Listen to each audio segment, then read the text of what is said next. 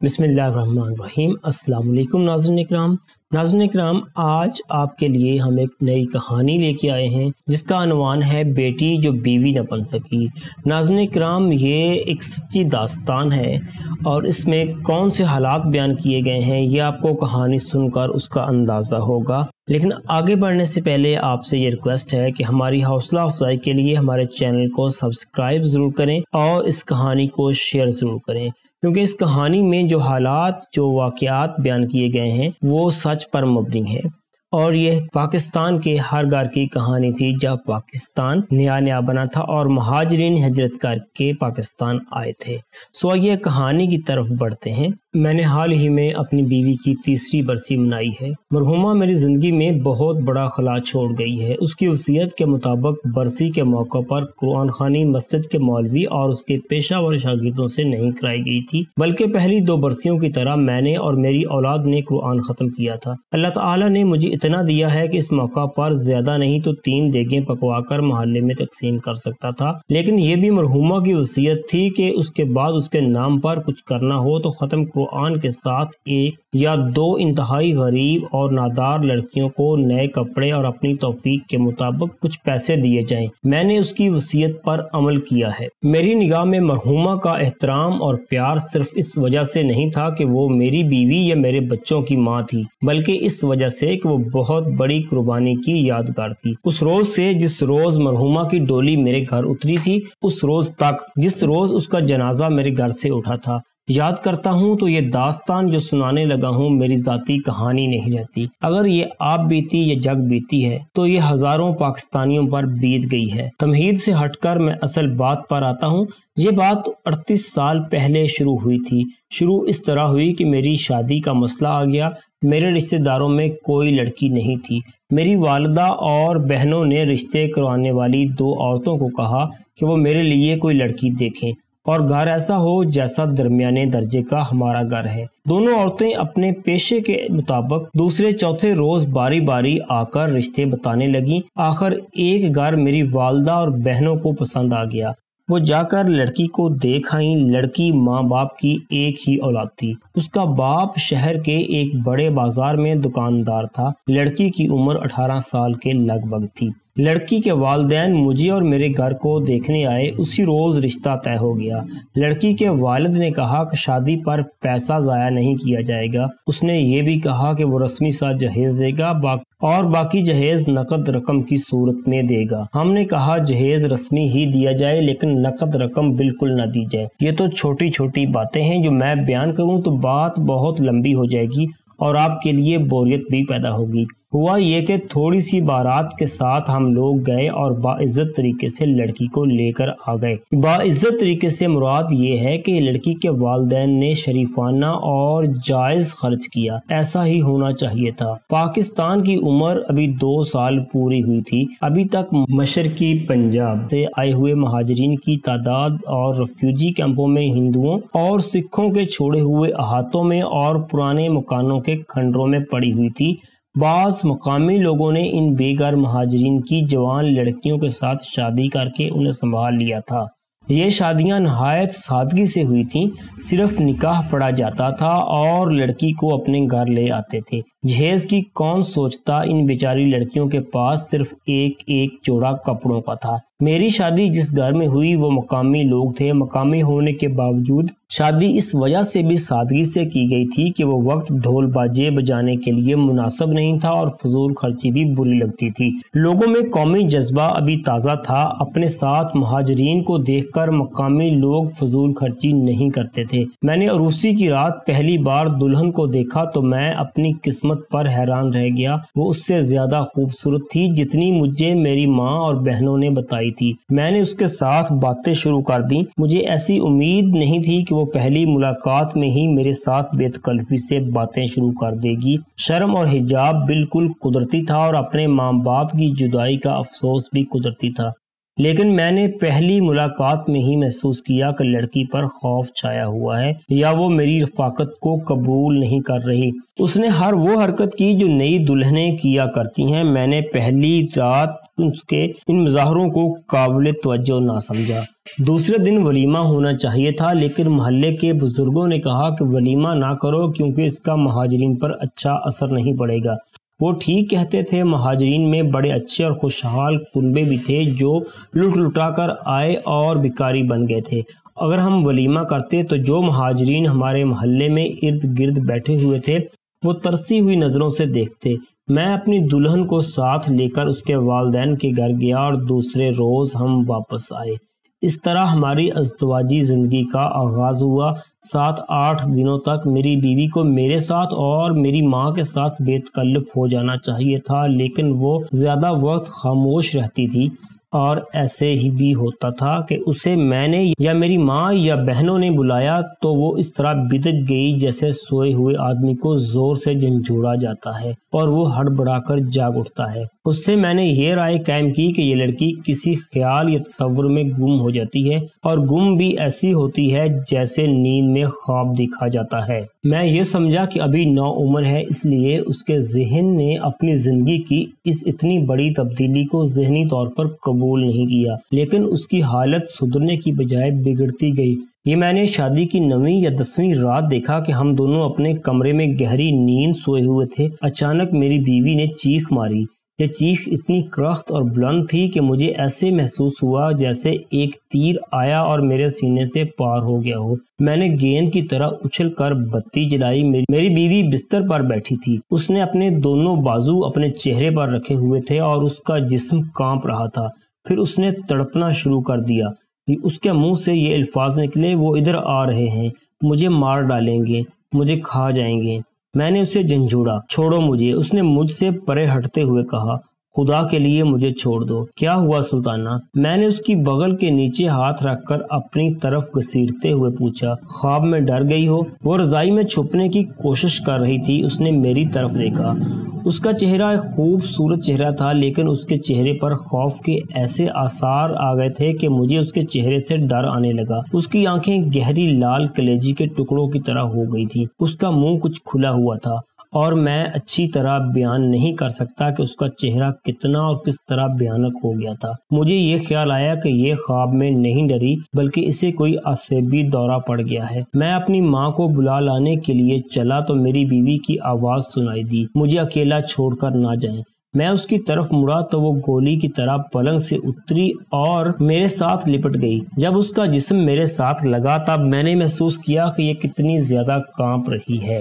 میں نے اسے پلنگ پر بٹھایا اور رضائی اوپر کر دی۔ اس نے مجھے بھی گھسیٹ کر اپنے ساتھ پلنگ پر بٹھا لیا، پھر میری آغوش میں ڈرے ہوئے بچے کی طرح پناہ لینے لگی۔ باقی رات اسی طرح گزر گئی۔ وہ بہت دیر بعد اپنی اصلی حالت پر آئی۔ میں نے اس سے پوچھا تو اس نے یہی بتایا کہ بڑا خوفناک خواب دیکھا تھا۔ میں اس سے پوچھتا تھا کہ خواب کیا تھا۔ میں اس لیے چاہتا تھا کہ وہ اپنا خواب بیان کرے کہ اس طرح جس سے وہ ڈر گئی تھی وہ اس کے سامنے آئے گا تو اس کے دل سے خوف اتر جائے گا، لیکن وہ بتا نہیں رہی تھی۔ میں خاموش ہو گیا۔ یہ تو اس کے خوف زدہ ہونے کا قصہ تھا، لیکن گھر میں اس کا برتاؤ ٹھیک نہیں تھا۔ میری بہنوں کے ساتھ بھی بے تکلف نہیں ہوتی تھی۔ میں سچ کہہ رہا ہوں کہ میری ماں اسے دلی طور پر چاہتی تھی۔ اس کی وجہ یہ تھی کہ میں اکلوتا بیٹا تھا۔ اسی وجہ سے میری دونوں بہنیں اس سے پیار کرتی تھیں کہ میں ان کا ایک ہی بھائی تھا۔ والد صاحب فوت ہو چکے تھے، اس لیے بہنوں سے چھوٹا ہونے کے باوجود میں گھر میں بڑا تھا۔ 1-2 مہینے اور گزر گئے۔ اس دوران 6-7 دفعہ رات کو سوتے سوتے وہ چیخ مار کر جاگی اور بیٹھ گئی۔ اب اس کی چیخ بہت اونچی نہیں ہوتی تھی، لیکن خوف ہر بار ایک جیسا ہوتا تھا۔ اس کے منہ سے یہ الفاظ ہر بار نکلتے تھے کہ وہ مجھے کھا جائیں گے۔ ایک بار اس نے یہ الفاظ بھی کہے، مجھے چھوڑ دو، میں اپنی جان خود لے لوں گی۔ وہ کانپتی تھی اور سر میری آغوش میں چھپاتی تھی۔ اس خوف زدگی کے دورے کو برداشت کیا جا سکتا تھا، لیکن گھر کے ہر فرد کے ساتھ اس کا جو سلوک اور برتاؤ ہوتا تھا وہ مشکوک تھا۔ اسے کوئی بھی عقل مند آدمی دیکھتا تو یہی کہتا کہ اس لڑکی کو اس گھر کے ساتھ اور اس گھر کے کسی بھی فرد کے ساتھ دلچسپی نہیں، گھر کے روزمرہ کے کام کاج میں وہ دلچسپی نہیں لیتی تھی۔ بیوی کی حیثیت سے وہ میری ہر ضرورت پوری کرتی تھی، لیکن اس طرح جیسے وہ مجبور ہو کر وہ فرض ادا کر رہی ہو جو اس پر تھوپ دیا گیا ہے۔ میرا مطلب یہ ہے کہ وہ دلی طور پر ساتھ نہیں دیتی تھی۔ میں ذرا سا واضح کر دیتا ہوں، مثلاً میری والدہ نے اسے کہا، سلطانہ بیٹی ذرا آٹا تو گوندھ دو۔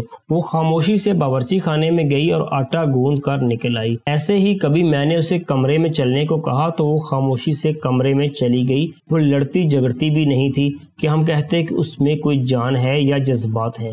سارے واقعات اور اتنی زیادہ باتیں سنانے کی ضرورت نہیں، میں مختصراً بتا رہا ہوں کہ اس کا انداز کیا تھا۔ 2-3 مہینے اور گزرے تو رات کو اس کا ڈر کر جاگ اٹھنا جاری رہا۔ 7-8 دنوں کا وقفہ پڑتا تھا، لیکن اس کا جو برتاؤ مشکوک سا تھا اس پر ہمیں پختہ شک ہونے لگا۔ میں تو اپنے آپ کو یہ یقین دلانے لگا کہ میں اس لڑکی کی پسند کا خاوند نہیں ہوں۔ اگر اس نے مجھے قبول نہیں کیا تو یہ اس کا حق تھا۔ وجہ صاف تھی، اس کا رنگ گورا تھا، میں سانولے رنگ کا تھا۔ ویسے بھی وہ اتنی زیادہ خوبصورت تھی کہ میں اس کے قابل نہیں تھا۔ مجھ میں بس اتنی سی خوبیاں تھیں کہ میں ایک تندرست مرد تھا اور اتنے پیسے کما لیتا تھا کہ جس سے گھر میں خوشحالی اور فارغ البالی تھی۔ میری دونوں بہنوں کی شادی ہو چکی تھی، وہ اس شہر میں تھیں اور قریب ہی رہتی تھیں، اس لیے ہفتے میں 1-2 چکر ان کے لگ ہی جاتے تھے۔ وہ بھی میری بیوی کے سلوک اور بے رخی کی وجہ سے پریشان رہتی تھیں۔ سلطانہ، میں نے ایک رات بڑے دکھ سے اس سے پوچھا، اگر تمہاری شادی تمہارے والدین نے زبردستی میرے ساتھ کر دی ہے تو بتا دو، خدا کی قسم پوری عزت کے ساتھ تمہیں آزاد کر دوں گا اور تمہارے گھر چھوڑ آؤں گا، مجھے پریشان نہ کرو۔ اگر میں تمہاری کوئی ضرورت جسمانی، جذباتی یا کوئی اور ضرورت پوری کرنے کے قابل نہیں ہوں تو وہ بھی بتا دو۔ میں نے یہ تو دل کو سمجھا لیا ہے کہ میں تمہارے قابل نہیں، تم واقعی بڑی حسین لڑکی ہو اور میں تمہارے مقابلے میں کچھ بھی نہیں۔ اس کا سر جھکا ہوا تھا، ہم دونوں ایک ہی پلنگ پر بیٹھے ہوئے تھے۔ میں بول رہا تھا اور اس کا سر نہایت آہستہ آہستہ اٹھ رہا تھا۔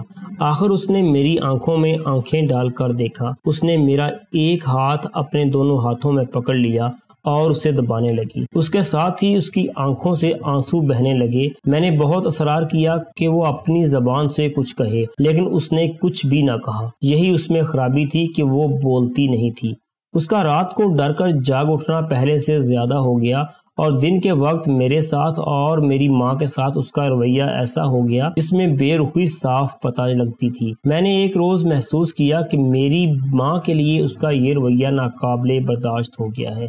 اگر میری ماں ان ساسوں کی طرح ہوتی جس طرح کے ساسیں ہوتی ہیں تو اس کے لیے کوئی مشکل نہیں تھی، لیکن وہ ابھی ماں کا رول ادا کرنے کی کوشش کر رہی تھی۔ اس نے ایک کاروائی یہ کی کہ ایک بزرگ کے پاس چلی گئی جو اسیب، سایہ وغیرہ رفع کرنے میں شہرت رکھتے تھے۔ انہوں نے تعویذ دیے، ایک تعویذ پانی میں گھول کر پلانا تھا، دوسرا کورے کپڑے میں سی کر اونچی جگہ رکھنا تھا اور تیسرا میری بیوی کے گلے یا بازو کے ساتھ باندھنا تھا۔ انہوں نے کہا ہے کہ لڑکی پر ایک سایہ ہے۔ میری والدہ نے اس بزرگ کی تشخیص مجھے یوں سنائی، ٹھیک ہو جائے گی لیکن بہت وقت لگے گا۔ میں اس قسم کے بزرگوں کو مانتا تھا۔ ایک روز میں کسی کو بتائے بغیر ان کے پاس چلا گیا۔ انہوں نے میری بات سنی اور یہ بھی سنا کہ میری بیوی کا رویہ کیا ہوتا ہے۔ انہوں نے آنکھیں بند کر لی، پھر تسبیح اپنے سامنے کر کے دونوں ہاتھوں سے کھینچی اور تسبیح کے دانوں کو ادھر ادھر کیا، پھر انہوں نے آنکھیں کھول کر تسبیح رکھ دی۔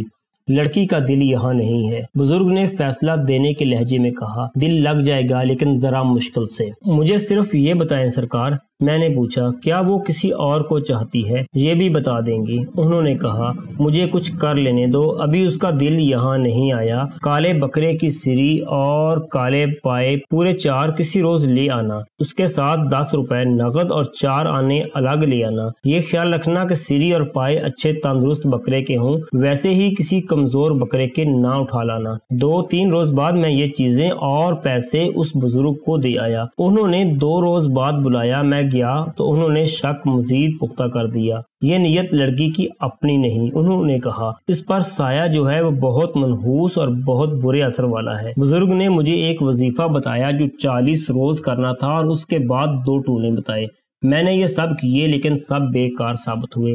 میں اتنا تنگ آ گیا کہ ایک روز اس کے والدین کے پاس چلا گیا اور انہیں بتایا کہ ان کی بیٹی کا رویہ کیا ہے۔ خواب میں تو وہ یہاں بھی ڈرتی تھی، میرے سسر نے کہا، اور وہ زیادہ باتیں کرنے کی عادی نہیں، میں اسے کیا سمجھاؤں گا، وہ نیت کی بری نہیں۔ چچا جان، میں نے کہا، اگر یہ صرف میرا معاملہ ہوتا تو میں آپ کو پریشان نہ کرتا، میں اپنی والدہ کو پریشان ہوتا نہیں دیکھ سکتا، وہ بیوہ ہیں، یہ میرا اور میری بیوی کا فرض ہے کہ انہیں کوئی تکلیف نہ ہونے دیں۔ اگر آپ سلطانہ کو کچھ کہیں سنیں تو میں اس کو آپ کے پاس چھوڑ جاؤں گا۔ ہاں، میرے سسر نے بخوشی کہا، آج ہی اسے چھوڑ جاؤ، 2-3 روز بعد اسے لے جانا۔ میں نے ایسا ہی کیا اور تیسرے روز اسے لے آیا۔ میں یہ دیکھ کر حیران رہ گیا کہ میری بیوی کا رویہ ایسا تھا کہ جیسے میں اسے اس کے ماں باپ کے گھر لے ہی نہیں گیا تھا اور جیسے کچھ ہوا ہی نہیں، مطلب یہ کہ اس میں ذرا سی بھی تبدیلی نہ آئی۔ آپ مرد کی نفسیات کو سمجھتے ہوں گے، بیوی اپنے خامند یا کوئی عورت کسی آدمی کو یہ کہہ دے کہ تجھے میں اپنے قابل نہیں سمجھتی تو وہ آدمی بدصورت ہی ہو، جسمانی لحاظ سے کمزور ہی ہو، وہ مرنے مارنے پر اتر آتا ہے۔ اگر اس میں یہ جرت نہ ہو تو خودکشی کی کوشش بھی کر گزرتا ہے۔ میری بیوی نے مجھے ایسے الفاظ نہیں کہے تھے لیکن اس کا رویہ اتنا زیادہ بے رخی والا ہو گیا تھا کہ اسے یہ کہنے کی ضرورت ہی نہیں رہی تھی کہ میں اس کے قابل نہیں۔ ہم نے پورا 1 سال اسے برداشت کیا۔ آخر ایک روز میری والدہ پھٹ پڑی، اس نے میری بیوی کو بہت ناگوار باتیں کہہ دیں۔ میری بیوی کا رد عمل یہ تھا کہ وہ کچھ بھی نہ بولی اور کمرے میں جا کر بیٹھ گئی اور روتی رہی۔ میری اس بپتا کی باقی تفصیلات ایک ہی جیسی ہیں، سارے واقعات سنانے کی ضرورت نہیں۔ 3 بزرگوں کی تعویذ اور ٹونے اور وظیفے بیکار ہو چکے تھے۔ میری ماں کا پیار اور خلوص اور میری بہنوں کا پیار اور خلوص بھی رائے گاں گیا تھا۔ میں نے اس کی منتیں بھی کی تھیں۔ ایک رات اس کے سامنے میرے آنسو بھی نکل آئے تھے، پھر میں نے اسے ڈانٹا بھی تھا۔ ایسے معلوم ہونے لگا تھا جیسے ہم گھر کے چاروں فرد ایک چٹان کے ساتھ ٹکرے مار رہے ہیں۔ 4 مہینے اور گزرے تو میری والدہ نے مجھے کہا، ایک کوشش رہ گئی ہے، وہ بھی کر کے دیکھ لیتے ہیں۔ بچہ ہونے کے آثار بھی نظر نہیں آ رہے تھے۔ محلے کے لوگ عجیب کہانیاں گڑ رہے تھے۔ میں نے اپنے دوستوں کے مشورے پر ایک اسپیشلسٹ ڈاکٹر سے وقت لیا اور بیوی کو اس کے پاس لے گیا۔ اس وقت ڈاکٹروں کے پاس مریضوں کا ہجوم نہیں ہوتا تھا، اس لیے وہ ہر مریض کو پوری تسلی سے دیکھتے تھے۔ ڈاکٹروں میں خلوص بھی تھا اور ہمدردی بھی۔ دیکھو میاں، اسپیشلسٹ ڈاکٹر نے مجھے کہا، کیوں پریشان ہوتے ہو؟ میں نے تمہیں باہر بھیج کر تمہاری بیوی سے بہت سی باتیں پوچھی ہیں، اس میں کوئی دماغی خرابی نہیں، نہ ہی یہ ذہنی مریضہ ہے۔ اس پر 1 سال گزر جانے کے بعد بھی شادی کا خوف طاری ہے۔ اس کے ساتھ پیار و محبت جاری رکھو، یہ جو کچھ بھی کرتی ہے وہ برداشت کرتے رہو، کچھ عرصے کے بعد یہ حقیقت کو قبول کر لے گی۔ میں کوئی دوائی نہیں دوں گا جو اس کے ذہن کو سلا دے، اسے سلانا نہیں بلکہ بیدار کرنا ہے۔ میں نے اس اسپیشلسٹ کو اپنا یہ مسئلہ بھی بتایا تھا کہ 1.25 سال گزر جانے کے بعد بھی بچہ پیدا ہونے کے آثار نظر نہیں آئے۔ ڈاکٹر نے ایک لیڈی ڈاکٹر کا پتہ بتا کر اپنے پیڈ پر چٹھی لکھ دی۔ اس معمر لیڈی ڈاکٹر نے میری بیوی کا معائنہ کیا اور کچھ باتیں پوچھی۔ یہ بھی ایک مخلص ڈاکٹر تھی۔ اس نے مجھے میڈیکل سائنس کی اصطلاحوں میں سمجھایا کہ لڑکی پر خوف کا قبضہ اتنا زیادہ ہے کہ اس کا جسم بیوی کا رول ادا کر ہی نہیں رہا، یہ بچے کی پیدائش کو قبول نہیں کر رہی۔ لیڈی ڈاکٹر نے بھی دوسرے ڈاکٹر کی طرح کہا کہ اس کے ساتھ اچھا سلوک جاری رکھا جائے تاکہ اس کے ذہن سے خوف نکل جائے۔ یہ تشخیص مان لینے کے باوجود میری بیوی کا رویہ ہمارے لیے ناقابل برداشت ہو گیا تھا۔ میں نے اپنی والدہ کو بتایا کہ لیڈی ڈاکٹر نے بچے کے متعلق کیا بتایا ہے تو والدہ نے اسی وقت فیصلہ کر دیا، تو ابھی بچہ ہے۔ والدہ نے مجھے کہا، یہ لیڈی ڈاکٹر کوئی شریف زادی ہے، اس نے یہ نہیں کہا کہ یہ لڑکی بچہ پیدا کرنے کے قابل نہیں، اس نے تجھے دکھی نہیں کیا، اس نے تیرا دل رکھنے کے لیے یہی بات اس طرح کی ہے کہ اس کے ساتھ اچھا سلوک جاری رکھو، پھر اللہ پر چھوڑو کہ کچھ ہوتا ہے یا نہیں۔